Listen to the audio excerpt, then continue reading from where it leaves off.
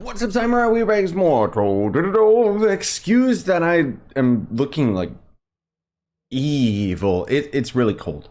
And it's been giving me stiff joints and stuff like that. It's very, very annoying. So anyways, today we're going to be doing the Leviathan video for the Revenant. I've already got the footage of him. I know that my videos have been sporadic lately, and I'll talk a little bit more about that later in the video rather than dumping you with the information at the beginning. I wanted to share with you guys that I don't have all of my gear and gems and whatever else on my Revenant at the moment. And I noticed that in my last video that was focusing on the Tomb Raiser, I didn't actually go through my actual stats or anything, because I'm so used to using this UI, which is the easy happy auto UI or whatever, this one right here, right? And I've been turning it off because of the test server. I need to turn it off so that I could use various things, including like the titles and stuff like that. And so I forgot when I was looking at all of my gear, I didn't have the mod on for my Tomb Raiser. So for my Revenant, you can't really gauge my stats based on all of this stuff. I can just kind of show you guys the gear that I would normally be using. Servers are shutting down. So I've got this C3 spear. That's the best spear that I have. I don't have a C4 spear or anything like that. And then I think I was just using this ring. I might have been using my better ring, probably all of my Shadowhunters gear, just because this is a good C4 physical ring, even though the energy regen doesn't help. And then, I'm not actually rocking my C4 face and hat, probably because I have those on our class. Anyways, then there's the better banner as well, which I don't seem to have my permatorch on my Remnant. None of that really matters too much. You guys know what it looks like to end up having a god tier stat Remnant. And frankly speaking, I'm a little bit pressed for time today, so I'm sorry about that. I've been very pressed for time lately just because I've had a very messed up sleeping schedule, and it's all over the place lately, and I'm not feeling well and blah, blah, blah, blah, blah. But I gotta pump these videos out to you guys. So yeah. More importantly though, I'm pretty sure I just used Death Defying because, you know, it's kind of just the easiest one to use on Revenant. Martial Emblem. I hope I wasn't using Trailblazing this time, but I might have been. There's not really much of an alternative that I could use on the Revenant, because the way that you deal the best damage on this guy is literally just using your number one ability in combination with your base attack. So all you have to focus on is having close or as close to 300% attack speed, because all of the other abilities since the Revenant's rework a while ago have basically become useless. You know, the shield bash doesn't really do much. It's good for dungeon farming because it's just a big bulk of damage really quickly.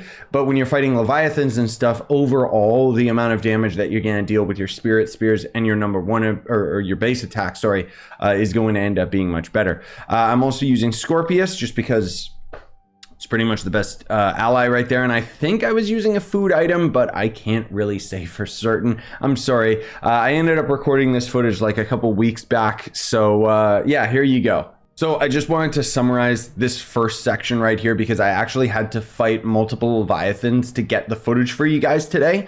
The first Leviathan, of course, as you can see, there was a bunch of other people involved. So the second Leviathan was a little bit better. I'm in a little bit of a rush because I'm trying to beat these other players here, but and the game crashed. God dang it. I hate this game, dude. This is what I have to deal with every single one of these Leviathan videos, man. This is why I want to do it on stream rather than doing it myself off camera, because like every Leviathan video has this go into it.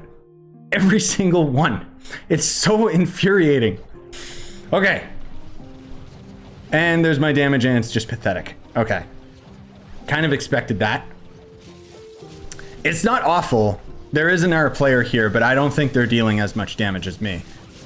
Now, granted, I don't have a perfect Leviathan, unfortunately. That person is an Ice Sage, so they might be dealing significant damage. Just double checking really quick that I do seem to have everything that I need. I guess I should be using my ult as well, frankly speaking, but you can see as soon as he starts damaging it alone, he's not actually killing it. And now, unfortunately, we've got a bit of an audience, which kind of sucks. And this boss is being a jerk face, and he is just doing the same move over and over again. Sometimes you can get really lucky and not have him do that. Again, I'm not at ideal Revenant power, so I would end up being a lot stronger. The problem is that now all of these Ira people are here, so now the DPS is muddled. That said, I'm still going to qualify this just for the Leviathan video because, frankly speaking, it already took like half an hour to find a Leviathan and fight it solo like that. Oh my god. All right, let's see if we get lucky. Give me a permatorch that I don't need, please. Brum, brum. Nope. Okay. And yeah, so at the end of the day, you can use Revenant as a boss killer. He's not going to end up being great as a boss killer, but he still can end up being a pretty significant damage dealer.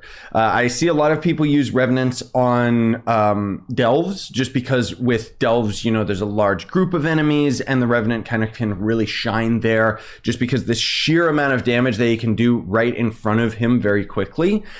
He doesn't have, you know, similar to the Tomb Raiser where we mentioned he has a lot of, you kind of got to ramp up into his damage. The Revenant can just start damage almost immediately. You can still use the Revenant for normal dungeon farming and stuff. He's not going to end up being the speediest class, but he does actually have the damage to make it worthwhile.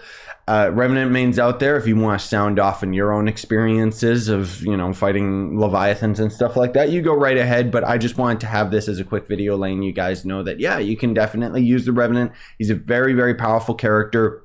And you kind of just ignore my stats that I have currently and just take into account that I would more than likely have closer to these stats, save for the fact that I would have obviously the more attack speed and so on and so forth. But anyways, the other thing that I wanted to mention was I wanted to kind of break the fourth wall with you guys, talk a little bit more seriously about what's been going on with me and the kind of the plans. So the other two main series that we've got on the channel right now is, of course, Assassin's Creed VR, which I don't have enough footage for the next episode yet. I'm sorry. I've had tons of migraines lately, and it's just, I had a migraine like a couple days ago, and it has still not fully gone away. And the last thing that I want to do is plop a VR headset right onto my face. So that's why that series has kind of been a little bit behind. I'm still planning on beating the game. It's just that I've been really, you know, dealing with all that stuff. And then the other thing is Mario RPG. So Mario RPG, I did end up actually beating it, and I'm now in the post game, which requires like me fighting the hardest bosses in the game. And while originally I was kind of low-key planning on streaming those battles, I did experience one of those battles on my last Mario RPG stream. And I mean, arguably, like looking back on it, it took about like 10 minutes to end up beating this one boss. But considering that it's a turn-based game, 10 minutes is like a lot of time to just be in a single battle. And because the other bosses are probably just going to end up being harder and harder and harder, and just because of how I've been feeling physically lately, I'm planning on just recording the rest of the post game and probably splicing that into a one-off video for you guys so I can kind of summarize my experience with all of those bosses and just kind of talk about it in a more to the point video where I kind of just mention, okay, this was what I did to defeat this boss. This is why I did to defeat this boss, rather than doing it as a stream. Even though I would love to do it as a stream, because I know that there was quite a few of you that were into the Mario RPG series and stuff like that. Generally speaking, I just kind of want to experience the post game for me, you know, and not worry about like an audience or trying to make a video or anything. And most of all, the reason why I'm deciding for this is because if I record it, it means that I could just record one boss and then I could take a break or move on just because of, you know, how I'm feeling. And I could truly like just take my time with it, versus if I'm doing it as a stream and I end up beating one boss, it wouldn't really make much sense for me to just stop the stream right there. I would almost have to force myself to go right into the next boss, into the next boss, into the next boss, so that the stream would end up feeling worthwhile, you know? And I'm just saying that as this is what I've decided kind of thing. Other than all of that, the last big video that I'm trying to push and get finished for you guys is my Game of the Year video. I've been working on this video since May, and it's been It's been a lot of fun working on it, despite the fact that I don't think it's going to end up garnering that many views. But I'm just saying that I've been putting a lot of work into it. It's probably the hardest like I've ever worked on a single video, and it's not like it's that big of a project. It's more so I started working on it in May so that I wouldn't have to start working on it all right now. So my point is that the video is basically done. I just need to touch up a couple extra things and get it kind of finished up, because otherwise the only other things that you guys can expect on the channel soon is next week there should be a Dragon's Dogma live stream that I'm going to end up reacting to. And then other than that, I think it's just the Game of the Year awards in December. And then otherwise there's a couple other little indie games and stuff like that that I gotta end up doing videos on, or may not doing videos on, because some games are coming out more recently. But nothing is like a fully planned or anything like that, you know, other than a couple reviews that I do have to get ready for you guys. But anyways, I just wanted to kind of, you know, talk behind the scenes, be candid with you guys and talk about what's going on. I'm not like sick per se.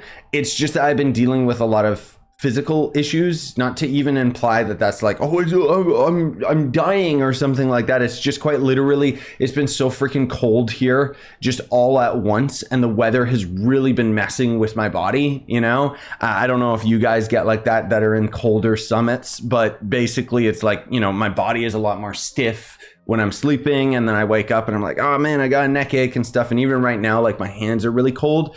And so that's kind of been putting a hindrance on like a lot of my efficiency, you know? But on top of that, I've just had the most ungodly sleeping schedule lately. Like even today, I had one of my patented 15-hour sleeps, which don't even get me started. Anyways, smash like, except for more, buy the merch that I'm not wearing. I am wearing the shirt though. Have a wonderful day, everybody. Sayonara and stay epic.